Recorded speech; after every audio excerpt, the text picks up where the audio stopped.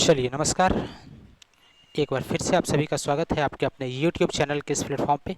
तो चलिए आज हम लोग बात करेंगे रीजनिंग स्पेशल सेट नंबर 6, छठा सेट आज हम लोग देखेंगे। तो चलिए बिना अतिरिक्त विलंब किए हुए हम लोग शुरू करते हैं आज के इस सेशन को। ठीक है, लेकिन शुरू करने से पहले एक बार ज़रूर कहेंगे कि आप लोग इसे ज़्यादा से ज़्यादा शेयर कीजिए और वीडियो अच्छा लगे तो लाइक करना बिल्कुल ना भूलें। क्लियर? ताकि आप भी फ़ायदा उठा सकें, इसके साथ साथ आपके मित्र लोग भी इससे ज़्यादा से ज़्यादा जुड़ करके फ़ायदा उठा सकें। ठीक है, हर एक प्रकार का सवाल यहाँ पर आपके सामने उपस्थित होता है, हर एक प्रकार का सवाल। ठीक है, वो पजल हो, वो इनइक्वलिटी हो, वो इनपुट हो, हर एक प्रकार के सवाल रहते हैं। तो इससे ज़्यादा से ज़्यादा सीख करके आप फ़ायदा उठाइए। तो चलिए आइए शुरुआत करते हैं हम पहले सवाल से। पहला सवाल है कि तापमापी क्या है? तापमापी से तापक्रम मापते हैं, उसी प्रकार से वायु दाब मापी से क्या मापेंगे? तो कहेंगे इससे दबाव मापेंगे, दाब मापेंगे। तो आंसर हमारा कौन सा? 4 नंबर हो जाएगा। चलिए आगे बढ़ते हैं अगले सवाल की तरफ। अगला सवाल है कि दिए गए विकल्प संबंधित शब्द या अक्षर आकृति को चुनिए। मतलब ये 37 से 23 हुआ, तो 37 से 23 हुआ तो इसमें क्या परिवर्तन हुआ? तो कहेंगे 37 में 14 माइनस करेंगे तो 23 हो जाएगा। उसी प्रकार से 19 में 14 माइनस करेंगे तो कितना हो जाएगा? 5 हो जाएगा। और ये 5 किस ऑप्शन में है? तो ऑप्शन नंबर 2 में है। तो आंसर हमारा क्या होगा? ऑप्शन नंबर 2 हो जाएगा। चलिए आगे बढ़ते हैं, अगला सवाल देखते हैं। ATE इसको लिखा है TEA, मतलब क्या था? ATE लिखा क्या? TEA। तो ए यहाँ चला गया, ई यहाँ, टी यहाँ, इस प्रकार से ट्रांसफर हुआ। तो यहाँ क्या है? Top, TOP। तो क्या होगा? सबसे पहले यहाँ पे क्या आ जाएगा? ओ, ये वाला यहाँ ट्रांसफर, जैसे सेकंड वाला फर्स्ट में आ गया था, लास्ट वाला सेकंड में आ गया, और जो शुरुआत वाला है ये अंत में चला गया। तो OPT हो जाएगा। OP और क्या होगा? टी। OPT किस ऑप्शन में? तो ऑप्शन नंबर 2 में है। ये हमारा आंसर हो जाएगा। चलिए आगे बढ़ते हैं अगले सवाल की तरफ। अगला हमारा है लेटर सीरीज से सवाल है। सबसे पहले इसको काउंट करेंगे। काउंट करने के बाद कितना आएगा? तो देखिएगा 20 आया। कितना आया? 20। तो इसको 4 का पेयर बना दीजिए। कितना का पेयर? 4 का पेयर। 1 2 3 4 का पेयर, 1 2 3 4 का पेयर। देखिएगा यहाँ पर ए बी था, यहाँ भी ए बी है, लास्ट में डी है, लास्ट में डी है। अब कौन सा लेटर नहीं है इसमें? तो कहेंगे सी नहीं है। तो शुरुआत का सी और अंत का सी हो गया।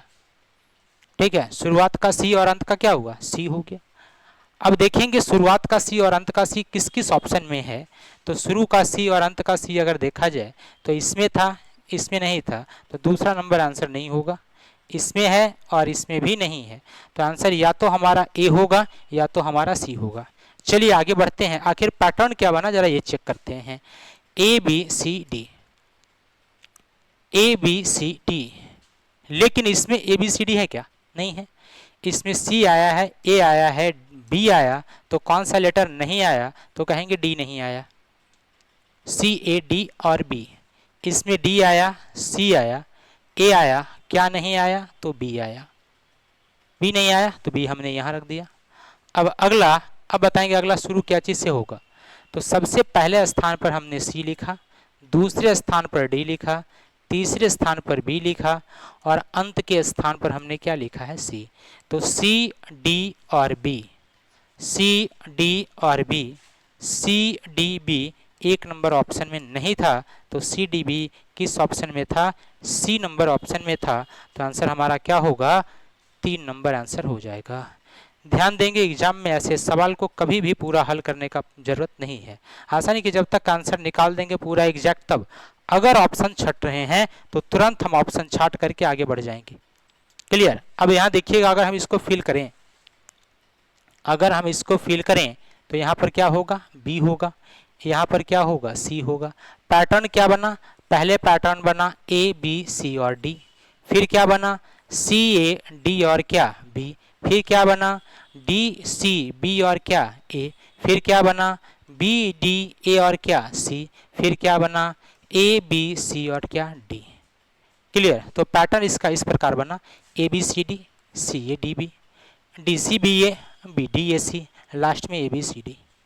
क्लियर है? चलिए आगे बढ़ते हैं अगले सवाल की तरफ।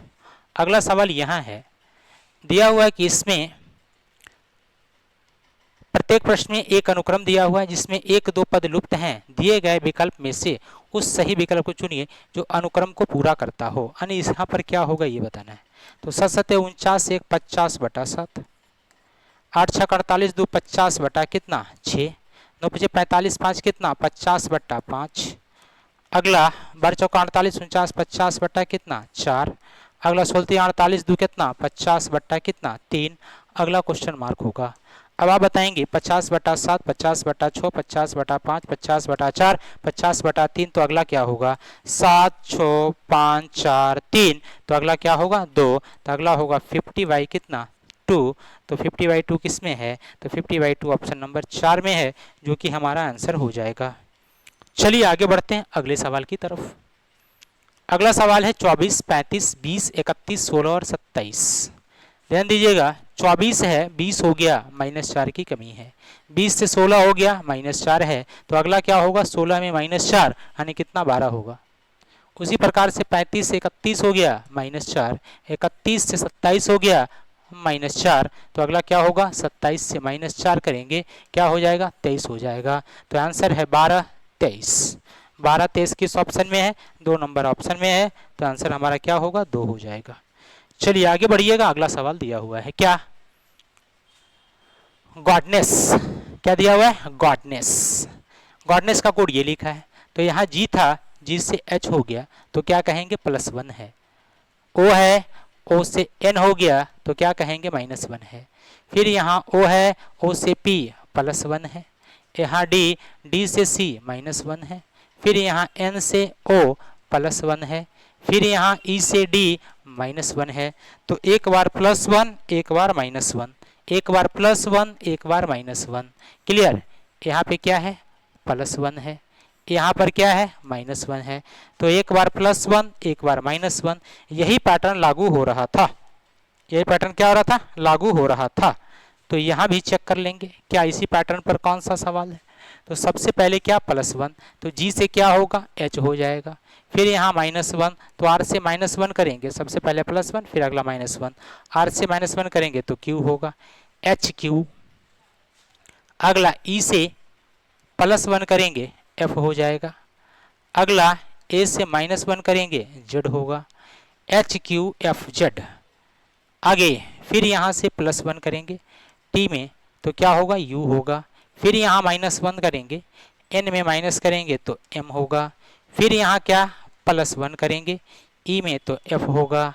S में -1 करेंगे तो R होगा, और S में +1 करेंगे तो क्या होगा T होगा। यानी आंसर है HQFZ। HQFZ, FZ, UMFR, HQFZ, FZ, ठीक है। UMFRT, UMFRT, और ये किस ऑप्शन में है? तो ऑप्शन नंबर 4 में स्थित है। चलिए आगे बढ़िएगा, अगला सवाल देखेंगे। लिखता है 481 का अर्थ है स्काई इज ब्लू। 481 अर्थ क्या है? Sky is blue. Clear? Sea is deep,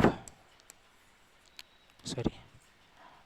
अगला है 246, इसका अर्थ है सी इज डीप, ठीक है। अगला 698, इसका अर्थ है सी लुक्स ब्लू,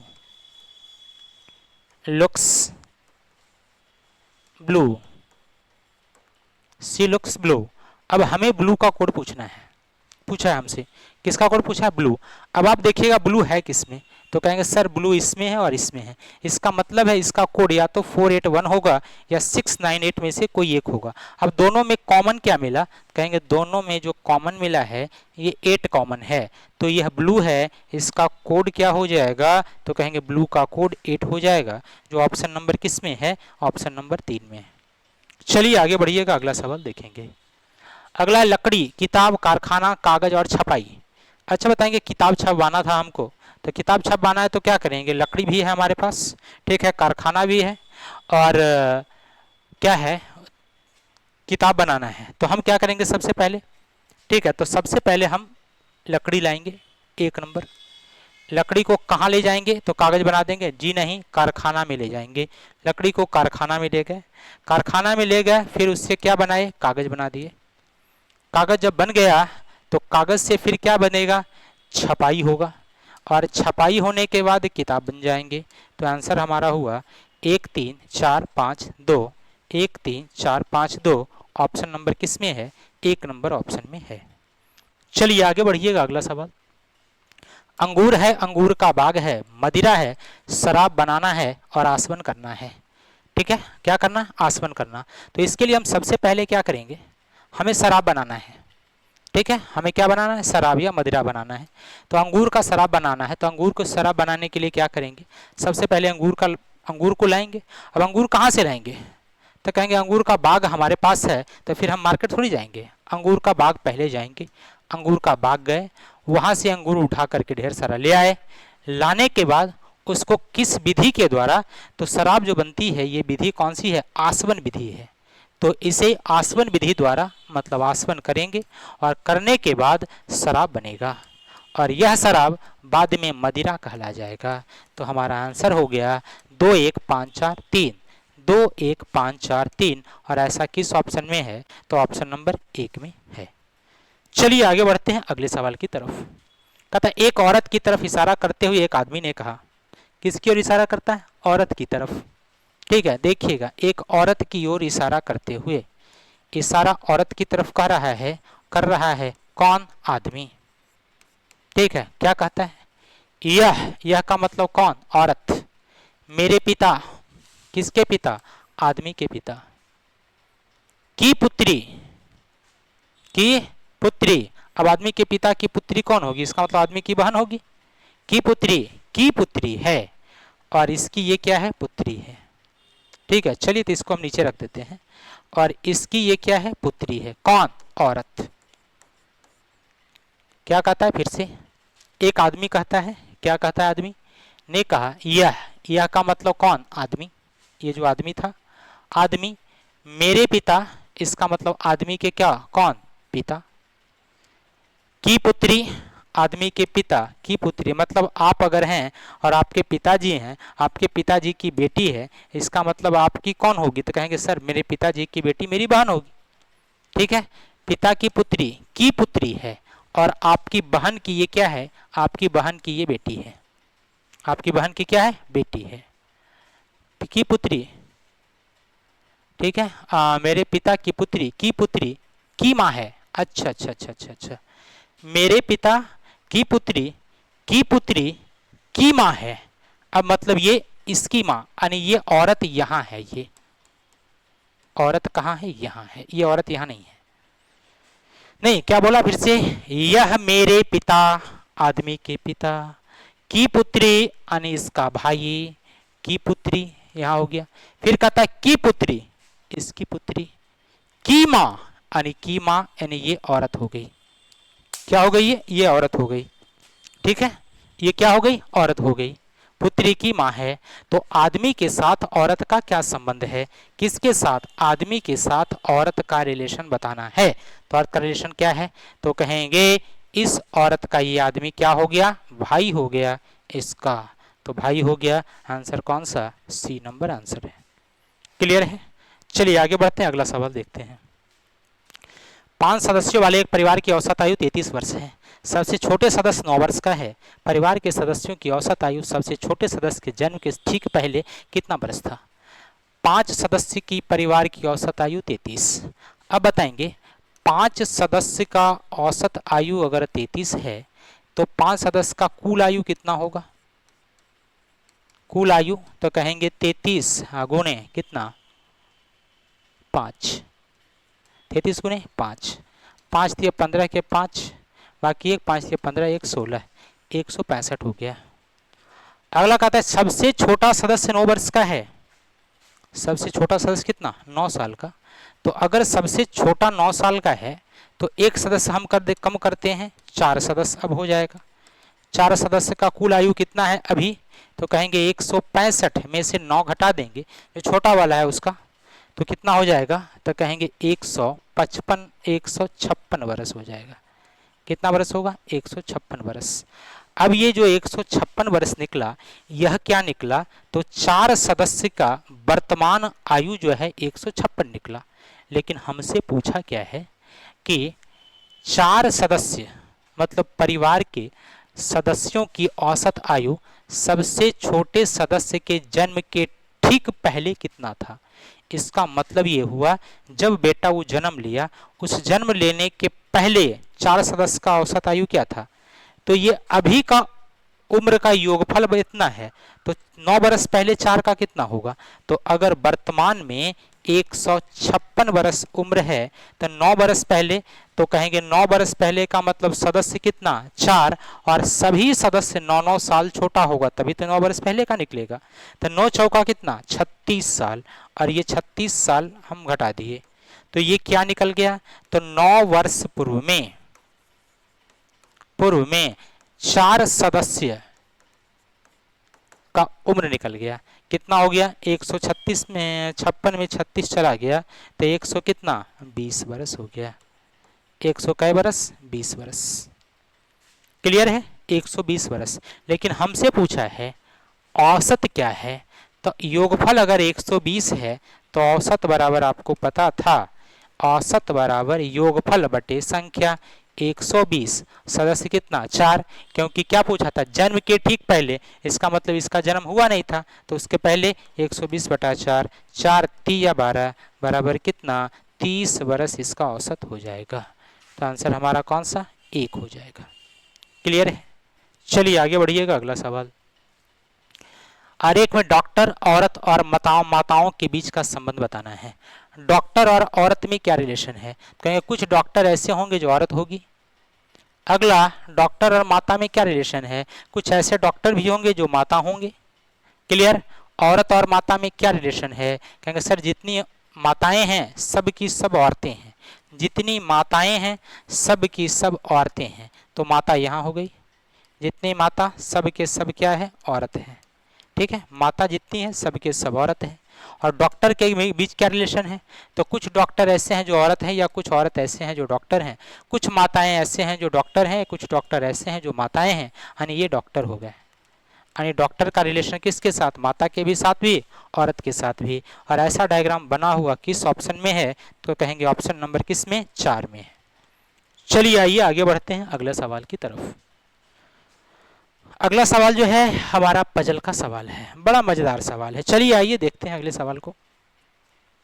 कहता है 8 मित्र है ABCDEFG और H, किसी इमारत के विभिन्न तलों पर रहते हैं, लेकिन आवश्यक नहीं इसी क्रम में है।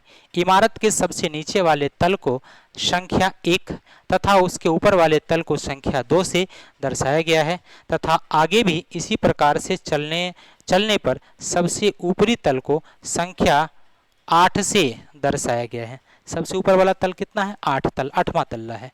तो चलिए हम घर बनाते हैं। पहला तल्ला, दूसरा तल्ला, तीसरा, चौथा, 5वां, 6ठा, 7वां, 8वां तल्ला हो गया। आगे कहता है ए तल संख्या 5 पर रहता है। ए कहाँ रहता है, तल संख्या 5 पर। तो 5 पर हम ए को रख देंगे। चलिए हमने ए को 5 पर रख दिया। ए तथा एच के बीच केवल 2 लोग रहते हैं। ए और एच के बीच में कितना लोग, 2 लोग हैं। तो जब ए को यहाँ रखा गया तो एच को यहाँ रखा जा सकता है। ए और एच के बीच कितना, 2। लेकिन कहेंगे सर अगर ए को यहाँ रखे हैं तो आप 2 पर भी एच को रख सकते थे। तो ऐसा करते हैं, ए को इस तरफ बनाते हैं, ए और एच को हम 2 पर भी दे देते हैं। क्लियर, ए और एच के बीच में कितना, 2 तल्ला है, तो हमने लगा दिया 2 तल। आगे सी डी के एकदम ऊपर वाले तल पर रहता है। अब क्या कहता है, सी जो है वह डी के एकदम ऊपर, इसका मतलब सी डी लगातार। तो बताएंगे अगर इधर देखें तो सी डी यहाँ होगा, और अगर यहाँ इधर देखें तो सी डी यहाँ होगा। 2 जगह सी डी का स्थान बनता है। क्लियर, कितने जगह, 2 जगह सी डी का स्थान बनता है। आगे क्या कहता है, सी एक विषम संख्या वाले तल पर रहता है। सी कहाँ रहता है, विषम संख्या वाले तल पर रहता है।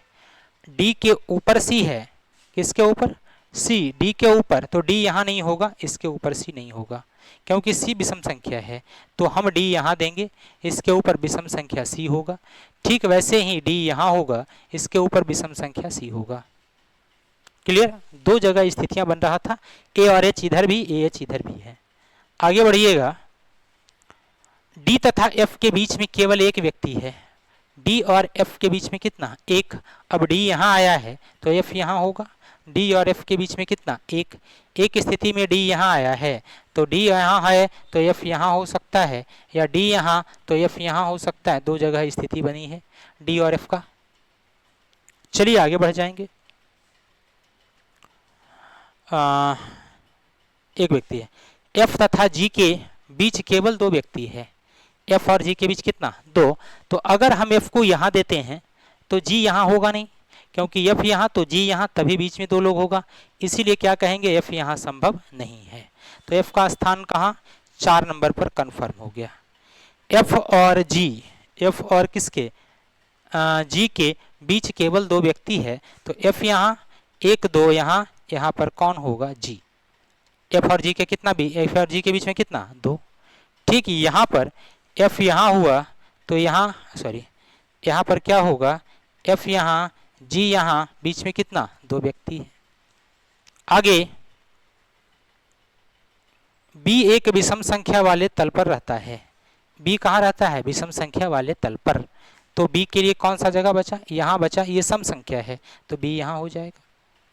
ठीक, इसमें अगर हम देखें तो बी यहाँ हो जाएगा, विषम संख्या वाले तल पर है। तो अगला है ई, बी के तल के ऊपर किसी तल पर रहता है, ई कहाँ रहता, बी के ऊपर। इधर देखिएगा, एच आ गया, सी आ गया, डी आ गया, ए आ गया, एफ आ गया, बी आ गया, लेकिन इसमें कौन, ई आया क्या, नहीं आया, तो ई यहाँ होगा। जैसे ही ई यहाँ दिए, यह बी के नीचे हो गया ई, लेकिन बोला था बी के नीचे नहीं चाहिए, इसका मतलब इधर वाला गलत हो गया। बी के ऊपर ई है तो बी के ऊपर ई यहाँ हो जाएगा। क्लियर, चलिए अब क्वेश्चन करेंगे। निम्न में से तल संख्या 2 पर कौन रहता है, बताएंगे। 2 पर रहने वाला कौन है, तो 2 पर रहने वाला एच है, जो कि ऑप्शन नंबर किस में, 5 नंबर ऑप्शन में अवेलेबल है। क्लियर, कौन सा, एच। क्लियर है, बात बढ़े आगे। देखिएगा, हमने दो तरह अरेंज किया, इधर भी अरेंज होता चला गया, इधर भी, लेकिन लास्ट में जाकर के इधर वाला क्या हुआ, गलत हो गया। क्लियर, आगे बढ़िएगा। अगला सवाल कहता है, दी गई व्यवस्था के आधार पर निम्न 5 में से 4 किसी प्रकार एक समान है तथा अपना एक समूह बनाते हैं, निम्न में से वह कौन सा है जो समूह में नहीं आता। बी और जी के बारे में बोला है। देखिए, बी और जी के बीच में क्या है, बी के नीचे जी है, बीच में एक व्यक्ति है। एच और एफ के बारे में बोला है, एच और एफ, एच और एफ के बीच में एक व्यक्ति है, लेकिन एच के ऊपर एफ है। ए और सी के बारे में बोला है, ए के ऊपर सी है, बीच में एक व्यक्ति है। डी और ए है, डी के ऊपर नहीं, डी और ए के बीच में एक भी व्यक्ति नहीं है, तो क्या कहेंगे, ये बिल्कुल अलग था। ये क्या था, अलग। ठीक है, तो आंसर हमारा कौन सा, 4 नंबर हो गया। चलिए आगे बढ़ते हैं अगला सवाल में। डी तथा ई के रहने वाले तल के ठीक बीच वाले तल पर कौन रहता है, मतलब जो डी रहने वाला है और ई रहने वाला है, इसके बीच वाले तल पर कौन है जो बताना है। डी और ई, डी यहाँ, ई यहाँ, बीच में कौन है, सी। आंसर हो गया, यानी पहला हमारा आंसर है। क्लियर है, चलिए आगे बढ़िएगा। अगला सवाल कहता है, सबसे ऊपरी तल पर कौन रहता है, अर्थात तल संख्या 8 पर, तल संख्या 8 पर रहने वाला कौन, ई है, और यह ई ऑप्शन नंबर किसमें, 5 में है। चलिए आगे बढ़ेंगे। अगला सवाल कहता है, जी के लिए निम्न में से कौन सा वक्तव्य सत्य है। जी ई के तुरंत नीचे वाले तल पर रहता है। क्या जी जो है ई के तुरंत नीचे वाले तल पर, जी नहीं, ई के तुरंत नीचे सी है, पहला गलत हो जाएगा। दूसरा है, जी तथा बी के बीच केवल 2 व्यक्ति है। जी और बी, जी और बी, जी और बी के बीच में कितना व्यक्ति, एक व्यक्ति, यहाँ करा 2, इसका मतलब ये गलत है। अगला है, जी सबसे निचले तल पर रहता है। क्या जी सबसे नीचे वाले तल पर है, बिल्कुल है, तो आंसर हमारा कौन सा, सी हो जाएगा। क्या हो जाएगा, सी हो जाएगा। चलिए आगे बढ़िएगा। अगला सवाल निम्न में से उसे चुनिए जो अन्य तीनों विकल्पों से भिन्न है। गुलाब, चमेली, कुमुदनी, कमल। ध्यान देंगे, ये तीनों जो फूल है, चमेली, कुमुदनी और कमल, यह फूल रात में खिलते हैं। या कहेंगे इसमें कांटे नहीं होते, लेकिन गुलाब में क्या होता है, कांटा होता है और खिलता कब है, दिन में।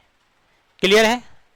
अगला सवाल, एच, जी, डी और सी चुनना है कि ये चार जो दिया हुआ है, इस चार में तीन एक जैसा है, एक अलग है, जो अलग है उसी को चुनाव करना है। ठीक है, तो चलिए, एच है, एच से जी हुआ -1 हो गया, जी से डी हुआ 7 से 4 -3, 4 से 3 हुआ -1, एक्स से डब्ल्यू हुआ -1, डब्ल्यू से टी -3, टी से एस -1, बी से 1 -1, ए से जेड -1, जेड से वाई -1। बताएंगे सब में क्या हुआ था, -1 -3 -1 -1 -3 -1, इसमें -1 -1 माइनस हुआ है, इसका मतलब है 3 नंबर ऑप्शन हमारा अलग है। चलिए आइए आगे बढ़िएगा। कहता दिए गए विकल्प में से उस शब्द को ढूंढिए जो निम्नलिखित अक्षर से बन सकता है, अक्षर से बन सकता है। ठीक है, अब यहाँ पे क्रिएशन है, CREATION। अब आप बताइएगा इसमें कहीं ई आया, लेकिन यहाँ ई आ गया है, तो पहला नहीं बन सकता है। स्टैटिक, STASTATIC, बिल्कुल बिल्कुल, आंसर हमारा कौन सा, 2 हो जाएगा। यहाँ भी ई है, यहाँ भी ई है, तो 1 3 4 नहीं बनेगा, बनने वाला कौन, 2, आंसर हो जाएगा। अगला, live, little, litre, little, literacy और लिविंग। तो चलिए आइए देखते हैं, इसे हमें डिक्शनरी ऑर्डर में अरेंज करना है। किस ऑर्डर में, डिक्शनरी ऑर्डर में अरेंज करना है, कि जब हम इसे डिक्शनरी ऑर्डर में अरेंज करेंगे तो किस सीक्वेंस में आएगा, यही हमको बताना है। तो चलिए आइए अरेंज करते हैं हम इसे डिक्शनरी ऑर्डर में। क्या है, LIVE, LITTER,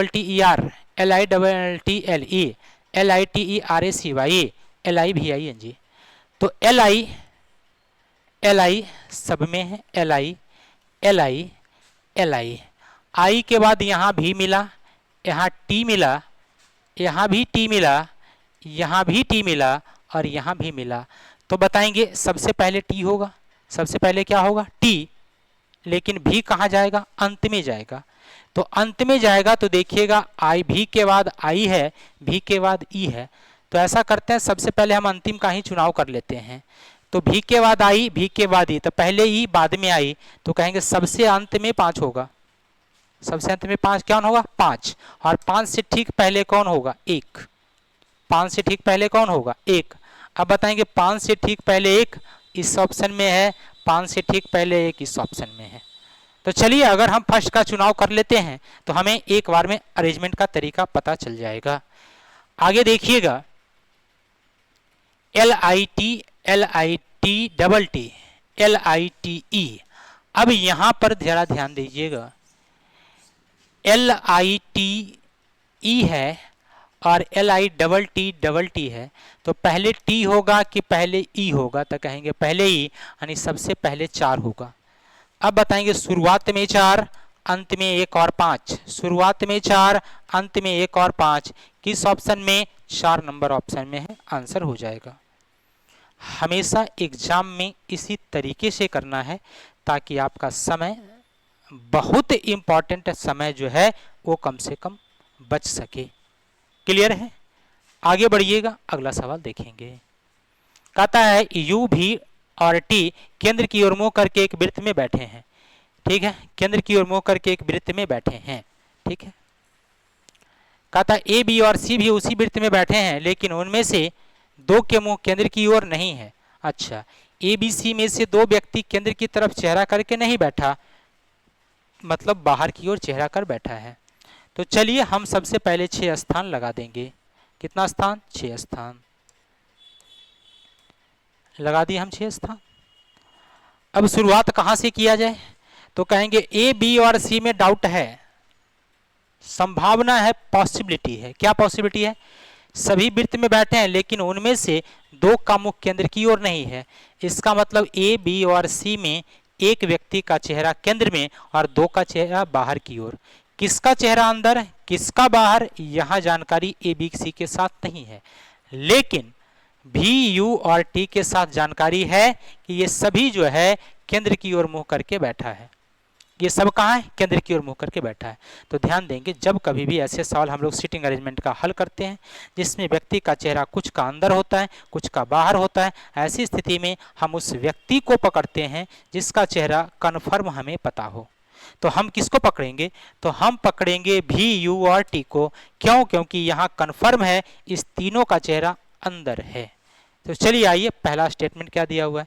करा भी सी के बाएं को दूसरा है। किसके बाएं दूसरा? सी। क्या सी का चेहरा कन्फर्म है?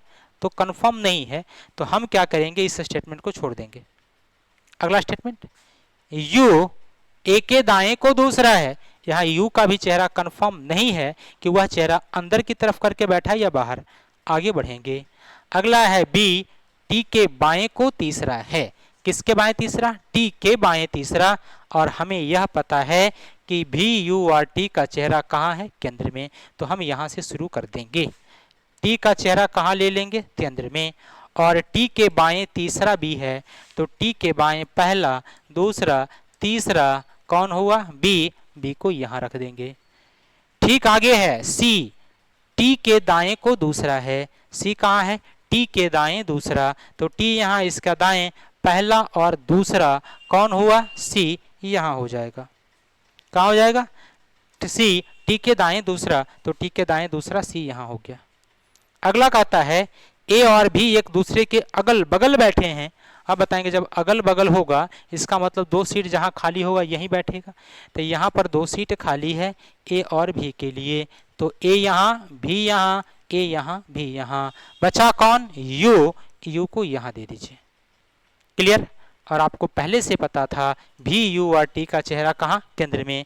तो टी का चेहरा केंद्र में है, यू का चेहरा भी केंद्र में है। अब भी कंफर्म नहीं है यहाँ की यहाँ। चलिए कोई बात नहीं, जो स्टेटमेंट को आपने छोड़ा था उसको एक बार पढ़ लिया जाए। क्या कहता है? भी जो है सी के बाएं को दूसरा है। किसके बाएं? सी के बाएं दूसरा। अब आप बताइएगा सी का चेहरा अंदर की तरफ ले या बाहर की तरफ? अगर यहाँ पर आपने अंदर ले लिया, ठीक है, कहाँ ले लिया? अंदर, तो सी के बाएं दूसरा भी, तो सी के बाएं पहला, दूसरा भी यहाँ संभव नहीं है। और जब संभव नहीं है इसका मतलब आप कहेंगे सर इसका चेहरा भी कंफर्म नहीं है, अंदर होगा। तब इसका चेहरा होगा कहाँ? इसका चेहरा बाहर होगा।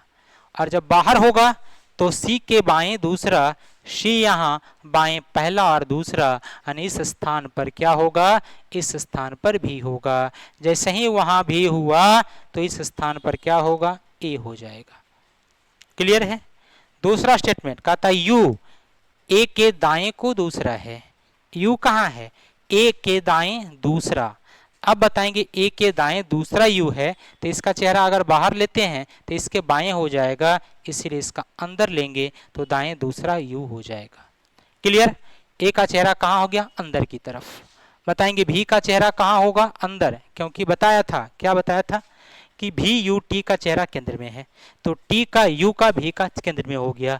आगे ए, बी और सी में सभी वृत्त में बैठे हैं लेकिन इनमें से दो का मुख केंद्र की ओर नहीं है।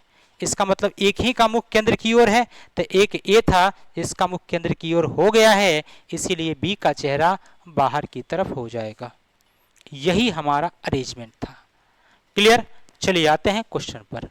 कहता निम्न में से कौन सा केंद्राभिमुख नहीं है? मतलब केंद्र में नहीं है, तो केंद्र की ओर चेहरा कर नहीं है, तो केंद्र की ओर चेहरा नहीं करने वाला व्यक्ति है बी और सी। और बी और सी किस ऑप्शन में? तो कहेंगे ऑप्शन नंबर सी में है। बताएं कितना आसान सा सवाल था?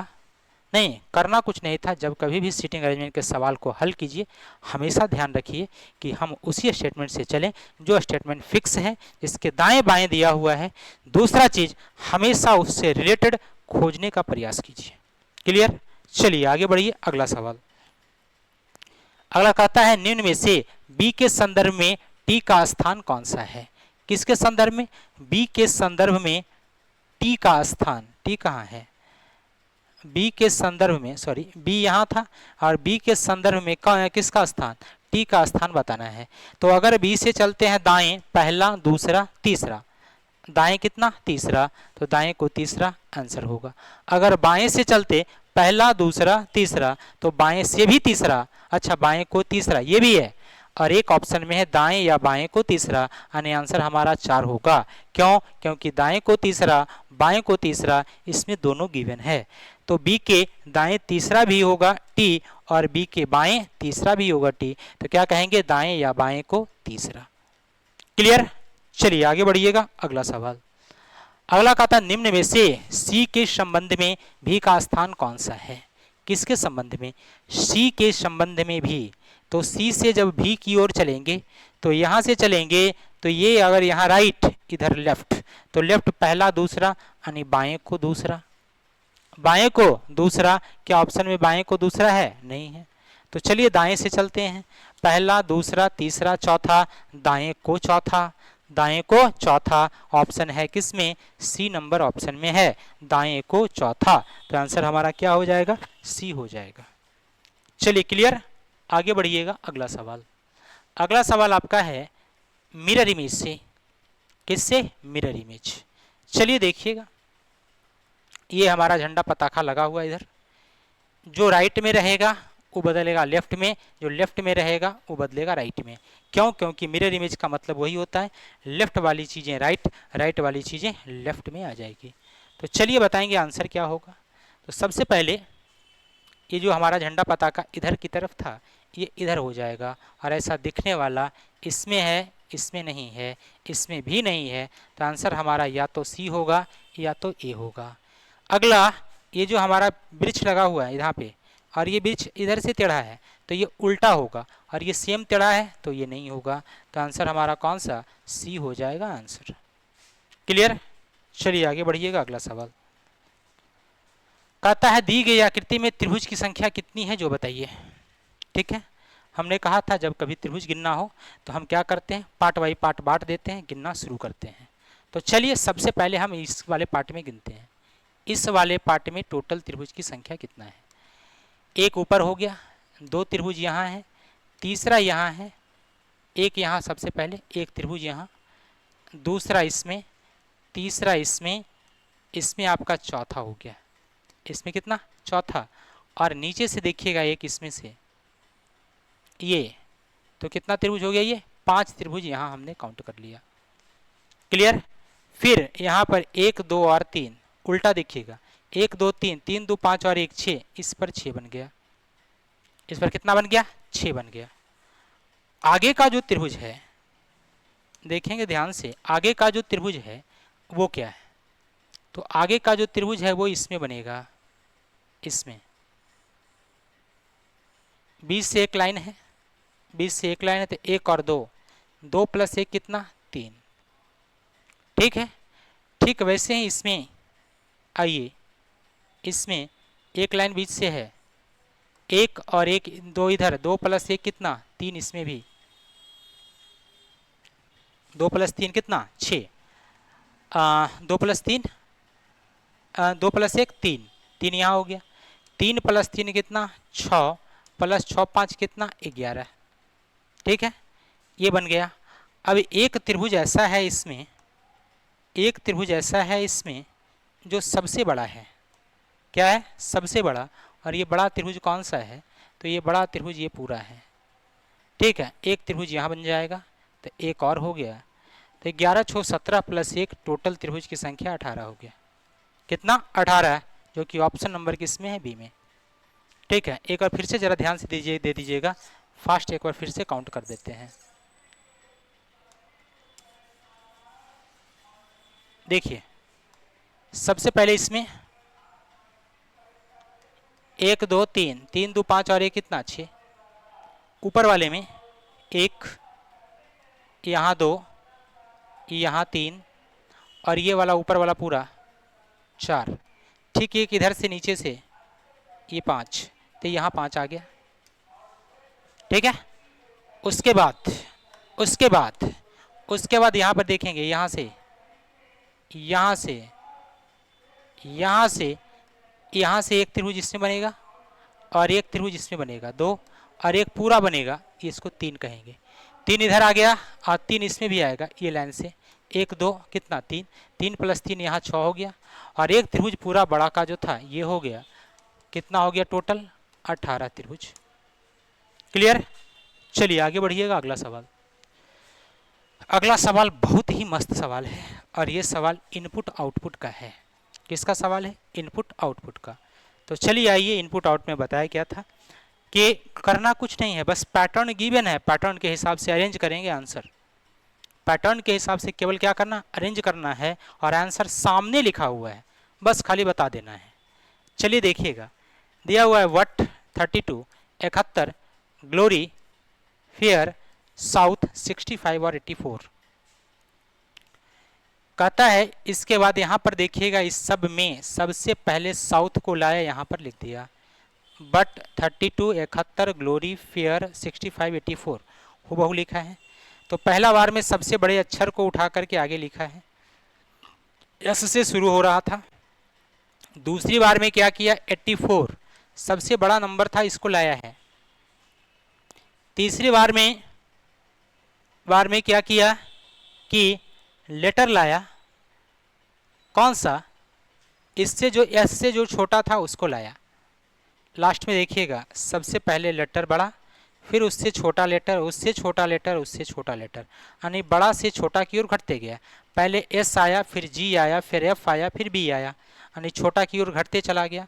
नंबर का भी वही स्थिति है, 84, 71, 65, 32 सब डिक्रीजिंग ऑर्डर में है। सब क्या हुआ, घटते सीक्वेंस में अरेंज किया है। लेकिन ध्यान यह रखना है कि एक बार में जो है ये एक ही या तो अक्षर को या तो एक ही नंबर को ला करके लिखता है। ऐसा नहीं कि एक बार में 2, 3, 4, 5 सब एक ही बार में लिख देंगे, ऐसा नहीं करना है। क्लियर?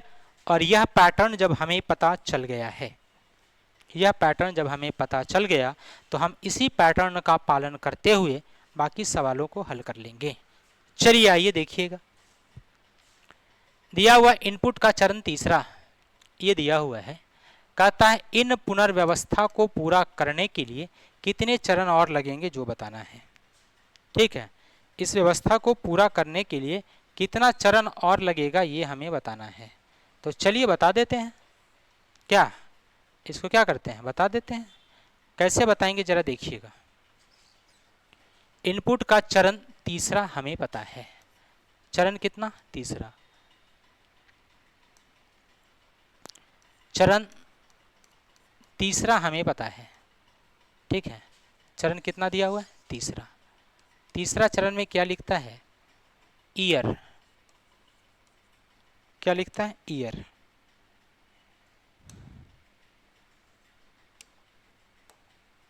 ईयर लिखता है, और क्या लिखता है, 92, और क्या, अल्ट्रा,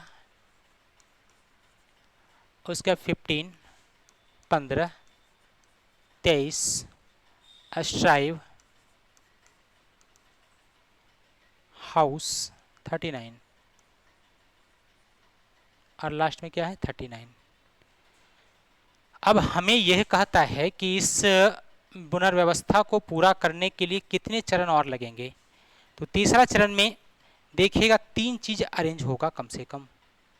क्या है, 3 चीज अरेंज है। अब चौथा की बारी है, चौथे चरण में वो आएगा। देखेंगे चौथा चरण में हम क्या लिखेंगे, तो लिखेंगे ईयर, इसका लिखेंगे 92, अल्ट्रा। ये तो अरेंज था। अब लेटर, नंबर, लेटर, अगला नंबर। तो नंबर क्या होगा, जो 92 से छोटा होगा। 92 से छोटा इसमें 15 है, 23 है, 39 है। तो सबसे छोटा 15, लेकिन ये नहीं, 92 से जो छोटा है, तो 92 से छोटा 39 है। तो सबसे पहले हम 39 को लिखेंगे, बाकी सब को उसी तरीके से लिख देंगे, 15, 23, स्ट्राइव, और क्या है, हाउस, हमने लिख दिया। क्लियर? आगे बढ़ेंगे, पांचवें में आएंगे, ईयर 92, अल्ट्रा 39, ये तो लिख दिए। अब लेटर था, नंबर है, लेटर है, नंबर है, अब नंबर के बाद बारी लेटर का, तो यू से जो छोटा होगा, तो यू से छोटा स्ट्राइव है, ठीक है, तो लिखेंगे स्ट्राइव, STRIVE। फिर क्या लिखेंगे 15, फिर क्या लिखेंगे 23, फिर क्या लिखेंगे हाउस। क्लियर। चलिए आइए पांचवा के बाद आते हैं छठे में, लिखते हैं ईयर, फिर लिखते हैं 92, फिर अल्ट्रा, फिर लिखते हैं 39, ठीक है, फिर लिखते हैं क्या स्ट्राइव, स्ट्राइव। उसके बाद फिर अब जब नंबर लेटर आ गया तो लेटर के बाद नंबर 15 या 23, तो जो 39 से छोटा है वही, तो सबसे पहले 23, फिर क्या लिखेंगे 15, फिर क्या लिखेंगे हाउस, ठीक है, यही होगा। क्या अरेंज हो गया? नहीं। अगले में आएंगे, सातवें में आएंगे, क्या होगा ईयर, क्या होगा 92, क्या होगा अल्ट्रा, क्या होगा 39, क्या होगा स्ट्राइव, क्या होगा 23। अब 23 के बाद बारी किसका, नंबर के बाद बारी लेटर, तो हाउस आएगा, क्या आएगा हाउस, और लास्ट में क्या होगा नंबर चला जाएगा। अब आप बताएंगे क्या ये अरेंजमेंट हो गया क्या, तो कहेंगे बिल्कुल अरेंजमेंट हो चुका है। तो इसे अरेंज करने में टोटल कितना चरण लगा, 7 चरण। क्लियर, कितना चरण लगा, 7। लेकिन सवाल पूछा क्या है, जरा इस पर गौर कीजिएगा। सवाल पूछा है पुनर्व्यवस्था को पूरा करने के लिए कितने चरण और लगेंगे, कितना चरण और लगा, तो यहाँ तक तो वो अरेंज कर ही दिया था। इसके बाद कितना चरण लगा, तो 1 2 3 4, तो कितना चरण लगा 4, और यह 4 किस ऑप्शन में है, तो कहेंगे यह 4 ऑप्शन नंबर 2 में है, तो आंसर हमारा क्या होगा 2 नंबर हो जाएगा। सिंपल सा सवाल आता है, बस करना क्या है, ये पैटर्न हमारा देखना है, पैटर्न के हिसाब से इसको अरेंज करना है, बस आंसर। क्लियर। अगर पूछता इसमें ना कि कुल कितना चरण लगा, तो आंसर मेरा 7 होता, लेकिन पूछा है और कितना चरण लगा, तो और चरण की संख्या कितना 1 2 3 और कितना 4, आंसर है हमारा ये। क्लियर। इसको हम बिना इतना लिखे डायरेक्ट भी बना सकते हैं, कैसे अगले सवाल में देखेंगे। आइए अगला सवाल ये है, इनपुट लिखा हुआ है एनी हाउ 49 24 फार वाइड 34 और 69, ठीक है। पैटर्न वही है आपका जो पहले पिछले में पैटर्न था, सबसे बड़ा लेटर, लेटर नंबर बड़ा, फिर लेटर छोटा होते चला जा रहा है और नंबर भी छोटा होते चला जाएगा। क्लियर। तो चलिए आइए देखते हैं सवाल अगला। नहीं, इसको एक लाइन में हम हल कर देते हैं। एनी क्या है, इनपुट, इनपुट में क्या दिया हुआ है एनी, अगला हाउ, अगला 49, अगला 24, अगला है फार वाइट, अगला 34 और लास्ट में 69। क्लियर। अब देखिएगा इसमें एक लाइन में कैसे अरेंज करते हैं। तो इसमें आपको क्या, आपने क्या देखा, चरण 1 में सबसे बड़े लेटर को लाया था, तो हम भी क्या करेंगे चरण 1 में सबसे बड़े लेटर को लाएंगे। सबसे बड़ा लेटर क्या है वाइड, तो वाइड को क्या कहेंगे, ये चरण पहला हो जाएगा। क्या हो जाएगा, वाइड चरण पहला। तो चरण दूसरा में क्या बारी है नंबर का, नंबर जो सबसे बड़ा होना चाहिए, सबसे बड़ा नंबर कौन है 69, तो ये दूसरे चरण में चला जाएगा, ठीक है। इसके बाद बारी लेटर का होगा, लेटर में एफ है, एच है, ए है, तो सबसे पहले कौन होगा, तो डब्ल्यू के बाद एच, यानी चरण तीसरा होगा ये। लेटर आया, लेटर के बाद बारी नंबर का होगा, नंबर में 49 24 34, तो सबसे 69 से जस्ट छोटा 49 है, तो ये चरण चौथा होगा। क्लियर। अब नंबर आ गया, नंबर के बाद लेटर आएगा, तो लेटर में ए आएगा कि एफ आएगा, तो पहले कहेंगे एफ आएगा, यानी ये चरण कितना पांचवा होगा। एफ आ गया, एफ के बाद अब नंबर क्या आना है 34 या 24, तो कहेंगे 34, तो ये चरण छठा होगा। छठा के बाद अब क्या आएगा, लेटर आएगा, तो लेटर क्या बचा एनी, ऑलरेडी अपने स्थान पर ये आ जाएगा, लास्ट में नंबर आ जाएगा। बताएंगे इसे अरेंज करने में टोटल चरण कितना लगा, 6 चरण लगा, और जब 6 चरण लगा तो हमसे पूछा है निम्नलिखित में से अंतिम से पहले वाला चरण कौन सा है, तो अंतिम चरण तो हुआ छठा, और जब अंतिम चरण छठा हुआ तो छठा से पहले वाला चरण पांचवा होगा, और पांचवा ऑप्शन नंबर किस में है? 3 में है, तो आंसर हमारा क्या होगा? 3 हो जाएगा। क्लियर? अब कहेंगे सर ये आपने कैसे कर दिया? तो आप क्या करेंगे, पहले इसको एक बार इस तरीके से बनाइए और अगला बार ऑलरेडी इस तरीके से बनना शुरू हो जाएगा। क्लियर है? क्लियर? आगे बढ़ते हैं, अगला सवाल की तरफ चलते हैं। देखिएगा अगला सवाल कहता है एक इनपुट का चरण दूसरा दिया हुआ है, ठीक है। कहता है इसमें निम्नलिखित में से कौन सा एक निश्चित रूप से इनपुट होगा। ध्यान दीजिएगा, ये चरण हमको दे देगा, ये चरण हमको दे दिया जाए, और इस चरण को देने के बाद हमको कहे पीछे चलिए बैक गियर, तो ध्यान देंगे इनपुट में कभी भी, इनपुट आउटपुट में कभी भी बैक गियर संभव नहीं है। नीचे का कोई भी स्टेप दे दिया जाए और कहे हमको इनपुट निकालिए, तो हम कभी नहीं निकाल सकते। हाँ, अगर इनपुट दिया है तो हम चरण जरूर निकाल सकते हैं, लेकिन चरण से इनपुट कभी भी ज्ञात नहीं किया जा सकता है। तो इसका आंसर होगा निर्धारित नहीं किया जा सकता है। कहेंगे सर ऐसा क्यों हुआ कि हम निर्धारित क्यों नहीं करेंगे? ध्यान देंगे जो हम अरेंज करते हैं, जैसे मान लीजिए पहला स्थान पर साउथ को हमने ला के रखा, तो ये साउथ कहाँ था और कहाँ से उठा के लाया, ऐसा कुछ जानकारी हमारे पास है क्या? नहीं, कहीं भी रहेगा उठा के पहले ही लाना है। इसीलिए चरण से इनपुट कभी संभव नहीं है, यानी आंसर कौन सा? 4 हो जाएगा। चलिए आगे बढ़िएगा, सवाल अगला है 81। ये 81 सवाल नंबर क्वेश्चन क्या है? पेपर कटिंग का है। तो सबसे पहले ये पेपर लिया था पूरा, इस पेपर को क्या किया? बीच से फोल्ड किया, फोल्ड करने के बाद ये बना, फिर बीच से फोल्ड किया, और फोल्ड करने के बाद इसे कट किया यहाँ से ऐसे। क्लियर? कटिंग कहाँ से? यहाँ से ये कटिंग है। तो सबसे पहले ये ओपन, देखिए फोल्डिंग इधर से हुआ ना, तो ओपनिंग इधर होगा सबसे पहले। तो ये जब इधर ओपनिंग होगा तो ये ऐसा कटा हुआ दिखेगा। क्या दिखेगा? कटा हुआ ऐसा इसमें। और जब इससे इसमें ओपन होगा तो ये ऊपर की ओर ओपन होगा, और ये ऊपर की ओर ओपन होगा तो यहाँ ऐसा कटा हुआ दिखेगा, यहाँ ऐसा कटा हुआ दिखेगा, और ऐसा कटा दिखने वाला ऑप्शन नंबर सी में है, जो कि हमारा आंसर हो जाएगा। चलिए अगला सवाल कहता है केवल अच्छे लोग कम उम्र में मरते हैं। ठीक है, कहता है केवल अच्छे लोग जो हैं वो कम उम्र में मरते हैं। ठीक है, ऐसा बताया गया। निष्कर्ष में कहता है कोई अच्छा व्यक्ति वृद्धावस्था तक जीवित नहीं रहता। अच्छा ये बताएंगे, अगर आपको कोई कहे केवल अच्छे लोग कम उम्र में मरते हैं, इसका ये अर्थ लगाया जा सकता है क्या कि कोई अच्छा व्यक्ति वृद्धावस्था तक नहीं जीता है? मतलब वृद्धावस्था तक जीने वाला व्यक्ति अच्छा नहीं होता है? ऐसा कभी भी निष्कर्ष हम नहीं निकाल सकते हैं, क्योंकि जो कथन है इसके विपरीत निष्कर्ष है। कथन के विपरीत कभी भी निष्कर्ष निकाल नहीं सकते हैं। अगला, वृद्धावस्था तक जीने वाला हर व्यक्ति बुरा होता है। कहता लीजिए, ये कहता वृद्धावस्था तक जीने वाला जितना भी व्यक्ति है सबका सब बुरा है, ऐसा कथन ने बोला नहीं। क्या बोला?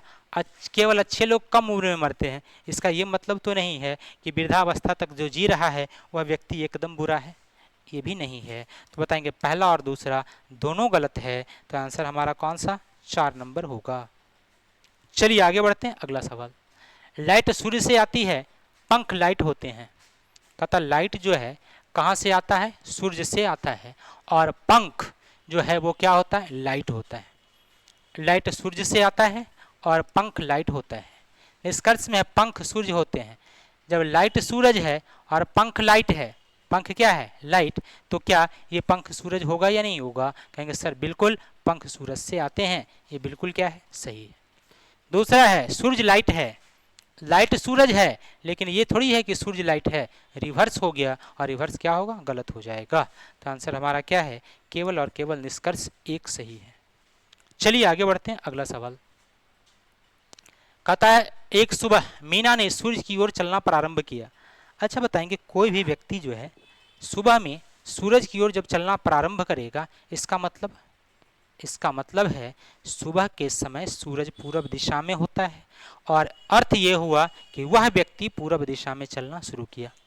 किस दिशा में? पूर्व दिशा में। तो हमने इसको चलाया। अगला कहता कुछ दूर चलकर वह अपने बाईं ओर मुड़ा। क्या मुड़ा? बायां, लिख लीजिए लेफ्ट मुड़ा, और दोबारा उसने बाईं ओर मुड़ा, फिर से बाईं ओर मुड़ गया। कुछ दूर चलकर वह बाईं ओर मुड़ा, लीजिए फिर से बायां मुड़ा, तो कहता वह किस दिशा की ओर मुंह किए हुए है। यानी ये व्यक्ति सूरज की ओर चलना शुरू किया था और चलने के बाद ये 3 बार लेफ्ट लेफ्ट लेफ्ट घूमा।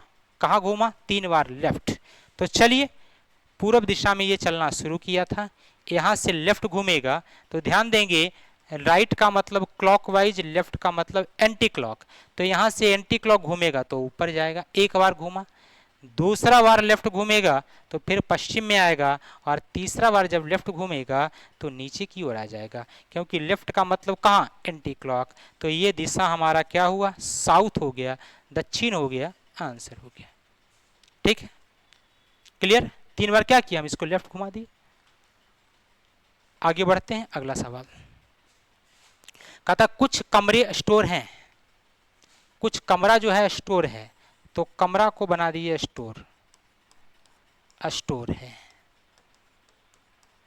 अगला सभी स्टोर गोदाम है, जितना स्टोर है सब का सब क्या है? गोदाम, तो स्टोर को गोदाम बना दीजिए। सभी गोदाम वेयर हाउस है, जितना गोदाम है सब का सब क्या है? वेयर हाउस है। वेयर क्या है? हाउस। क्लियर? अगला कहता है सभी कमरे गोदाम है। क्या जितना कमरा है ये पूरा का पूरा गोदाम के अंतर्गत है क्या?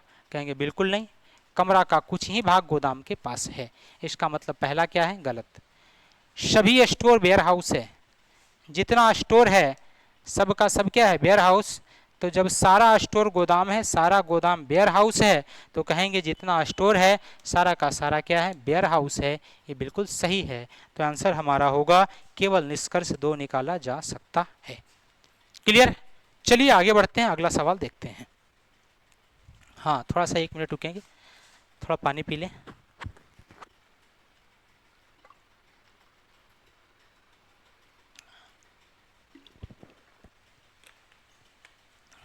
चलिए आगे शुरुआत करते हैं, अगला सवाल। हाँ आइएगा, अगला सवाल है कुछ कमरे स्टोर हैं, सभी स्टोर गोदाम है। कुछ कमरा स्टोर है, ठीक है, सभी स्टोर गोदाम है। सभी स्टोर क्या है? गोदाम है। जितना गोदाम है वेयर हाउस है। क्या है? सब वेयर हाउस है। कहता है अगला सभी वेयर हाउस का कमरा होना एक संभावना है। क्या जितना वेयर हाउस है सबका सब कमरा है? ध्यान से समझिएगा, दोनों के बीच सम का रिलेशन है। जब दोनों के बीच सम का रिलेशन हो तो ऐसी स्थिति में ऑल वाली जो पॉसिबिलिटी होती है वो सही होती है, और यहाँ ऑल वाली पॉसिबिलिटी है। सभी वेयर हाउस का कमरा होना एक संभावना है, यानी वेयर हाउस और कमरा में रिलेशन सम का है। जब सम का रिलेशन है तो ऑल वाला पॉसिबिलिटी सही आता है। अगला है कम से कम कुछ गोदाम कमरा है। कुछ गोदाम क्या है? कमरा। गोदाम का कुछ भाग ऐसा है जो कमरा के पास है, तो सही हो गया। पहला और दूसरा दोनों सही है, तो आंसर हमारा कौन सा? 4 नंबर होगा। निष्कर्ष 1 और 2 दोनों सत्य है। चलिए आगे बढ़िएगा, अगला सवाल। सभी बिल्ली के बच्चे बछड़े हैं, जितना बिल्ली का बच्चा है सब का सब क्या है? बछड़ा। बछड़ा बनाइए। कोई भी बिल्ली का बच्चा पिल्ला नहीं है। कोई भी बिल्ली का बच्चा क्या है? पिल्ला नहीं है, यानी बिल्ली के बच्चे और पिल्ला में मनाही है। बिल्ली का बच्चा और पिल्ला में क्या है? मनाही है। कहता सभी पिल्ला का बछड़ा होना एक संभावना है। क्या पिल्ला बछड़ा के घर में आ सकता है? ध्यान देंगे, बिल्ली और पिल्ला में मनाही है, तो ऐसी स्थिति में ये बछड़ा पूरा का पूरा पिल्ला के घर में नहीं जाएगा, लेकिन यह पिल्ला बछड़ा के घर में आ सकता है। यहाँ पर पिल्ला आ जाएगा, ठीक है, पिल्ला आ जाएगा। ये दोनों में मनाही बाकी बरकरार रह भी गया और सभी पिल्ला बछड़ा बन भी गया। तो कहता सभी पिल्ले का बछड़ा होना, सभी पिल्ला बछड़ा के घर में आ सकता है या नहीं? आने से क्या इस दोनों के बीच जो नेगेटिव का भाव था, ये नेगेटिव का भाव बना हुआ रहा या नहीं? कहेंगे बिल्कुल, बिल्ली का बच्चा और पिल्ला में नेगेटिव का भाव बरकरार रह गया। इसका अर्थ ये हुआ कि ये पॉसिबिलिटी, ये संभावना बताना बिल्कुल सही हो गया। अगला है सभी बछड़ा बिल्ली का बच्चा है। जितना बछड़ा है सब का सब बिल्ली का बच्चा है। क्या जितना बछड़ा सब का बिल्ली का बच्चा है? क्या नहीं? कहेंगे कुछ बछड़े ऐसे हैं जो बिल्ली के बच्चे हैं। यहाँ सभी था, इसीलिए गलत है। चलिए आगे बढ़िए, अगला सवाल। कोई समुद्र झील नहीं है, कोई समुद्र क्या नहीं है, झील नहीं है। तो समुद्र झील नहीं है मना कर दीजिए। समुद्र क्या नहीं है, झील नहीं है। अगला, कुछ झील नदियां हैं। कुछ झील क्या है, नदियां। कुछ झील नदियां हैं, कुछ झील नदियां हैं। सभी नदियां सागर है। जितना नदी है सबका सब क्या है, सागर। जितना नदी है सबका सब क्या है, सागर। हो गया। अगला कहता है कोई भी समुद्र नदी नहीं है। कोई भी समुद्र नदी नहीं है। बताएंगे नदी में समुद्र में कोई रिलेशन है, नहीं। मनाही है, नहीं। तो मनाही नहीं है तो फिर इसके साथ नेगेटिव कहाँ से हो पाएगा, हो पाएगा क्या, नहीं होगा, इसीलिए गलत हो गया। सभी सागर झील है। क्या जितना सागर है पूरा का पूरा झील के अंदर है क्या, नहीं। सागर का कुछ भाग झील के पास, झील का कुछ भाग सागर के पास। तो कह सकते हैं झील सागर कुछ है, कुछ झील सागर है, कुछ सागर झील है। लेकिन यहाँ कहा सभी सागर झील है, जो कि बिल्कुल क्या है, गलत। तो क्या कहेंगे, पहला और दूसरा दोनों गलत है। तो आंसर हमारा कौन सा, 1 नंबर हो जाएगा। क्लियर है, आगे बढ़िएगा। सवाल अगला करा, कोई समुद्र झील नहीं है।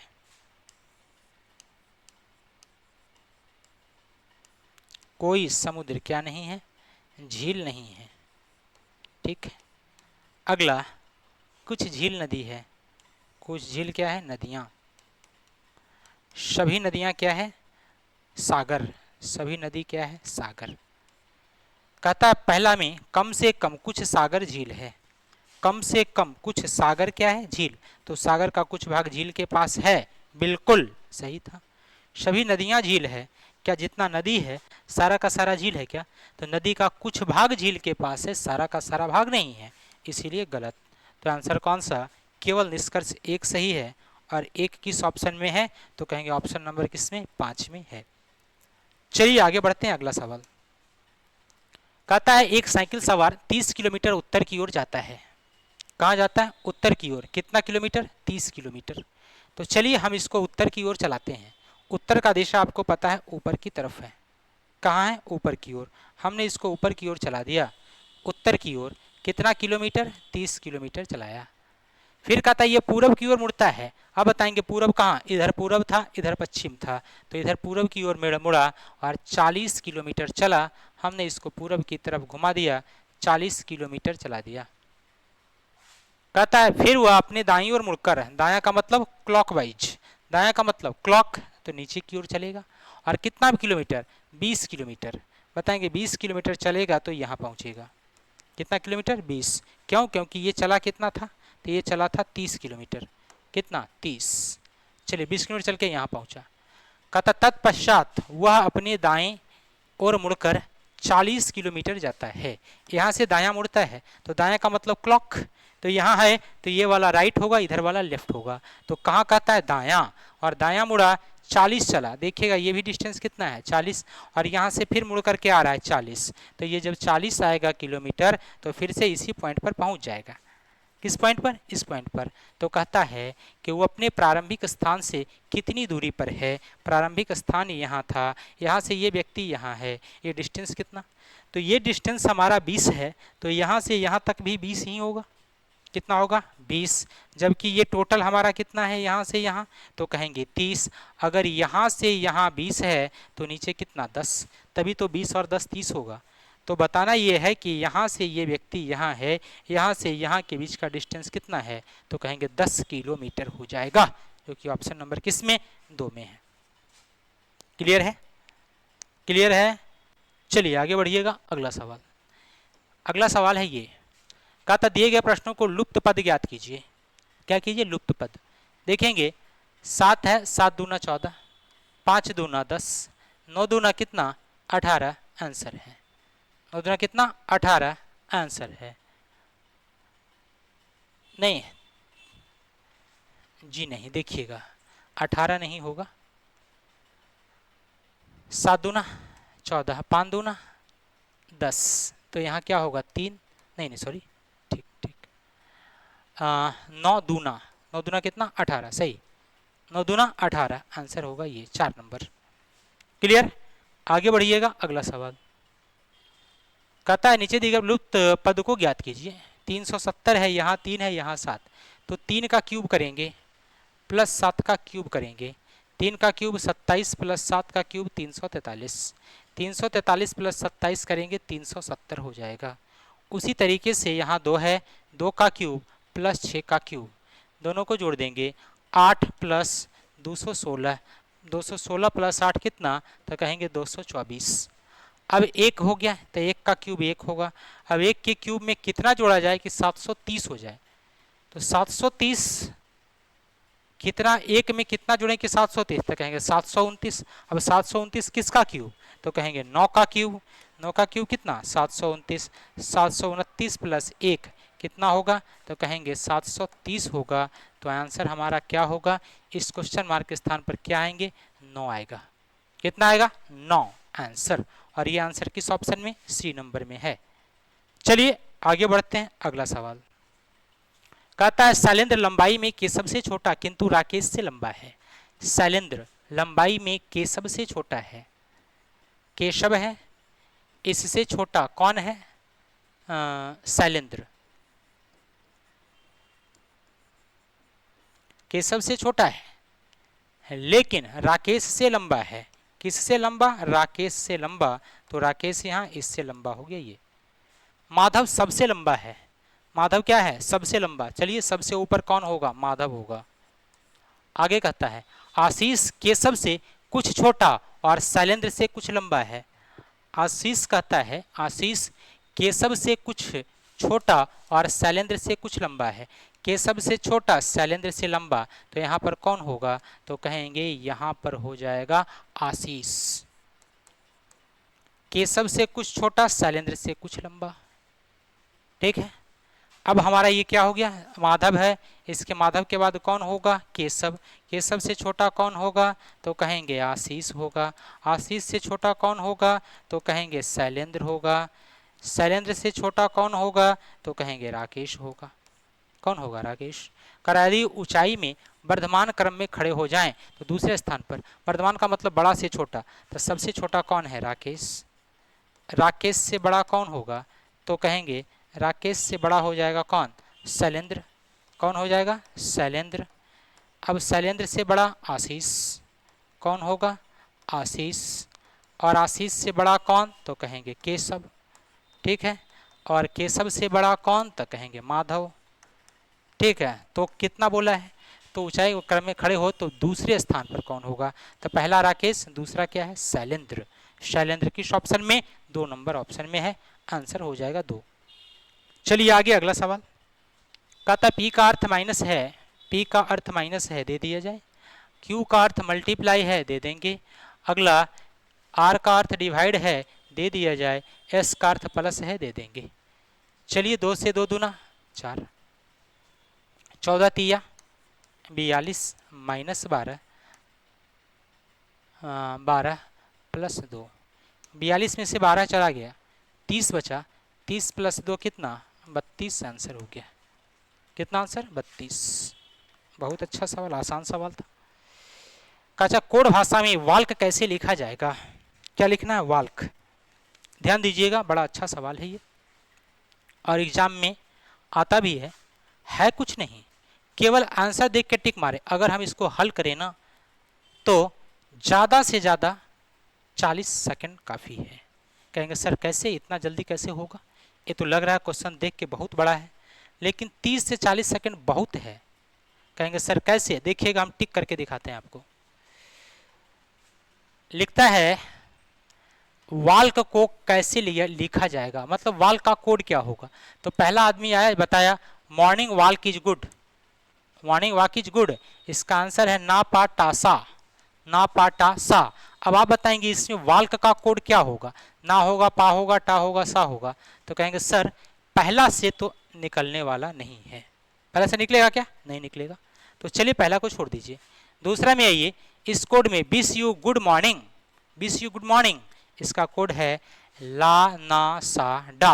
अब बताएंगे इसमें वाल्क का कोड पूछा, इसमें कहीं वाल्क आया नहीं, जब वाल्क नहीं आया तो इससे कैसे निकल पाएगा, वाल्क का कोड नहीं निकलेगा। तो सिंगल पहला हमने चेक किया, नहीं निकल पाया, दूसरा हमने चेक किया, नहीं निकल पाया। देखिएगा, जब पहला से ना निकले, दूसरा से भी ना निकले, तो हम क्या करते हैं, दोनों का इस्तेमाल एक साथ करते हैं, पहला भी और दूसरा भी। पहला दूसरा को लिख दीजिए। क्या लिखना था, morning, morning walk is good. इसका कोड है ना पा टा सा, ना पा टा सा। Wish you good morning, wish you क्या, गुड मॉर्निंग। इसका कोड है ला ना साडा, ला ना सा डा। अब हम क्या देखेंगे इस दोनों में कॉमन, इस दोनों में क्या देखेंगे कॉमन। क्या क्या कॉमन है, तो इसमें मॉर्निंग, मॉर्निंग कॉमन है, ठीक है। और क्या कॉमन है, गुड, गुड कॉमन है। और क्या कॉमन है, नहीं कुछ कॉमन है। तो वाल्क इज बचा, ठीक है। इसमें कोड देखिएगा क्या क्या कॉमन मिला है दोनों में। तो मॉर्निंग देखेंगे दोनों में कॉमन मिला, एस ए सा, एस ए क्या शा, अगला एन ए ना। तो ये तो हो गया कि मॉर्निंग और गुड का कोड ना और सा में होगा, लेकिन वाल्क और इज ये दोनों बच गया, ठीक है।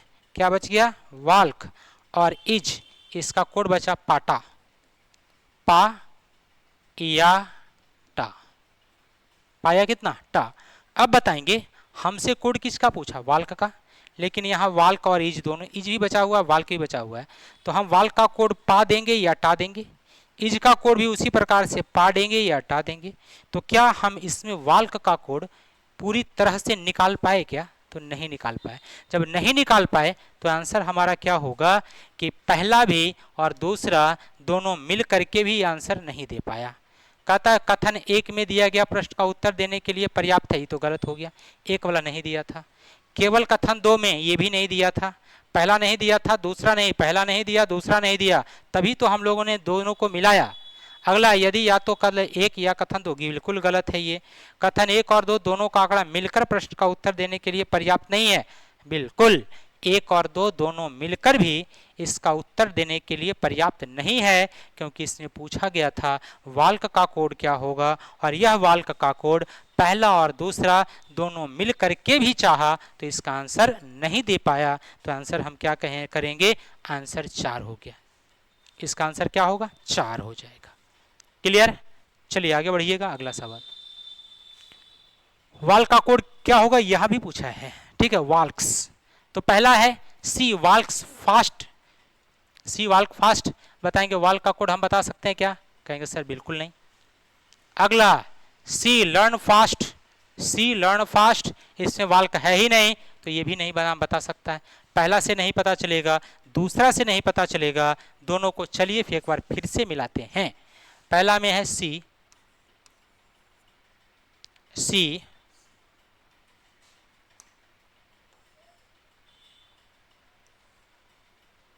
चलिए देखिएगा, पहला में क्या है, सी वाल्क्स फास्ट, इसका कोड लिखा है ही काटो, ही का टो। अगला है सी लर्न्स फास्ट, सी फास्ट, इसका कोड लिखा है जो का ही, जो का ही एच ई ही, सॉरी एच ई ही। अब देखिए दोनों में कॉमन क्या है, कहेंगे दोनों में कॉमन सी है, दोनों में कॉमन फास्ट है। इसमें क्या कॉमन, एच ई कॉमन है, एच ई और क्या है के ए। अच्छा बताएंगे यहाँ पर क्या बच गया, वाल्क्स बच गया। तो वाल्क्स के लिए कोड क्या लिखेंगे, तो कहेंगे वाल्क्स के लिए 2 लिखेंगे। वाल्क्स के लिए क्या लिखेंगे, 2। इससे पहले वाले सवाल में क्या था, 2 लेटर बच गए थे जो दोनों में कॉमन नहीं हो पाए थे, इसीलिए हमने वहाँ कोड कंफर्म नहीं कर पाया। लेकिन यहाँ वाल्क्स बचा है और यहाँ 2 बचा है, तो वाल्क्स का कोड कितना होगा, 2 होगा। यह किससे पता चला, तो कहेंगे यह पहला और दूसरा दोनों मिलकर प्रश्न का उत्तर देने के लिए पर्याप्त है। तो ये आंसर हमारा कौन सा, 5 है। 1 और 2 दोनों का डाटा मिलकर उत्तर देने के लिए क्या है, पर्याप्त है। क्लियर, आगे बढ़ेंगे, अगला सवाल। कहता है जोसेफ सप्ताह के किस दिन पैदा हुआ? लीजिए, कहता है जोसेफ का जो जन्म है वो सप्ताह के किस दिन है? इस क्वेश्चन का जवाब देने के लिए दो लोग आया। पहला, जोसेफ का जन्मदिन उसकी बहन के जन्मदिन के एक दिन बाद था। लीजिए, अब उसका बहन का जन्मदिन कब था ये पता है क्या? नहीं। तो जब ये पता नहीं है तो उसके जन्मदिन के बाद का दिन हम कैसे निकाल पाएंगे? तो कहेंगे पहला से यह सवाल का जवाब बिल्कुल नहीं दिया जा सकता है। अगला कहता है जोसेफ सप्ताह के तीसरे दिन पैदा हुआ था। सप्ताह के कौन दिन? तीसरा दिन जोसेफ पैदा हुआ। अब बताएंगे सप्ताह के तीसरा दिन कौन होगा? ठीक है, सप्ताह के तीसरा दिन कौन होगा? तो कहेंगे सप्ताह का पहला दिन क्या मंडे? दूसरा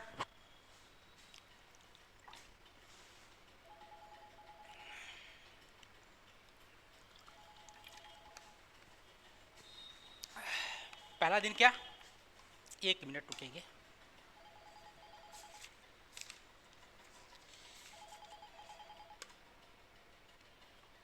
हेलो हेलो, हाँ नाम छुट्टी हो गया? अच्छा, तो 10 मिनट रुको। कहाँ पे हो? कहाँ?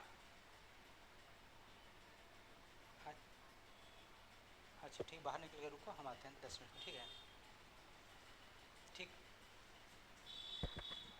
हाँ।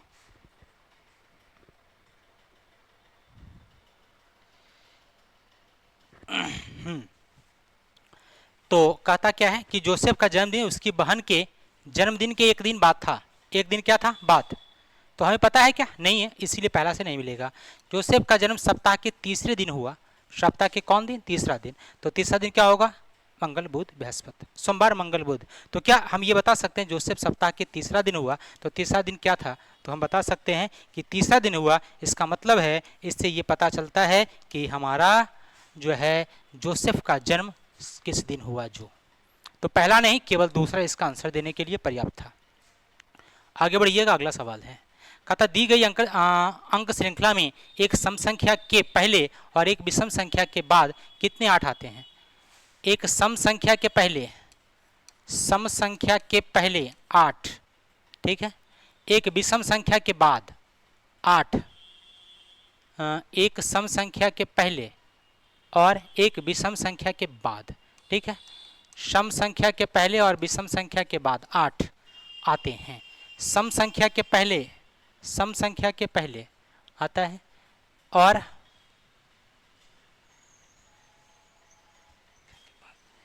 एक सम संख्या, अरे भाई, एक सम संख्या क्या बोलता है? एक फिर से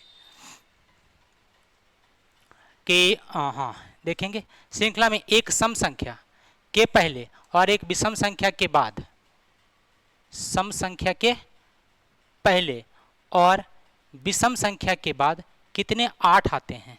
सम संख्या के पहले और विषम संख्या के बाद, ठीक है। सम संख्या के पहले, देखिएगा, समझिएगा ध्यान से जरा। हाँ, एक सम संख्या क्या कहता है? एक सम संख्या, एक सम संख्या के पहले और विषम संख्या के बाद क्या आना चाहिए? 8। सम संख्या के पहले और विषम संख्या के बाद 8 आता है। तो कितना आया? सम संख्या के पहले, सम संख्या के पहले, विषम संख्या के बाद 8। एक यहाँ आया। सम संख्या के पहले जी नहीं आया, सम संख्या के पहले आया और विषम संख्या के बाद 8 आया, ठीक है। सम संख्या के पहले जी नहीं, सम संख्या के पहले 8 आया और विषम संख्या के बाद 8 नहीं आया। तो सम संख्या के पहले जी नहीं, तो ऐसा कितना मिला? तो सम संख्या के पहले विषम संख्या के बाद, तो एक यहाँ और एक यहाँ, कितना मिला? तो कहेंगे 2 आया है। आंसर हमारा ये हो गया। क्लियर? अगला सवाल, चलिए एक और सवाल अगला है। क्या कहता है? ये प्रश्न आकृति है, ये आकृति किसमें छिपा हुआ है जो बताना है। क्लियर? ये आकृति किसमें छिपा हुआ है?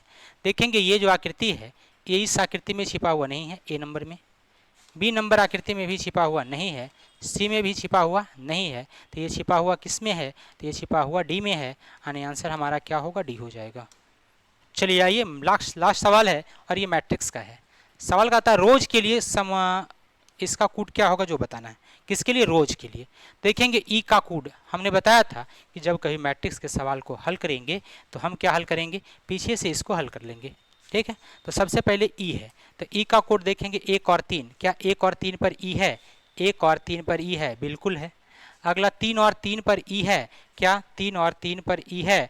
3 और 3 पर एफ है, ई नहीं, तो ये गलत हो गया। 4 3 पर, क्या 4 और 3 पर? 4 और 3 पर ई है, नहीं 4 3 पर डी है, तो ये भी क्या हुआ, गलत हो गया। 2 और 1 पर, क्या 2 और 1 पर ई है? जी नहीं, एफ है, ये भी गलत हो गया। तो आंसर हमारा क्या हो गया, 1 नंबर आंसर हो गया। कितना नंबर आंसर हो गया, 1 नंबर।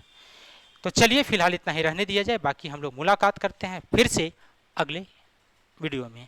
तो आज के लिए इतना ही, फिर मिलते हैं अगले क्लास में। Okay, bye bye, take care, bye.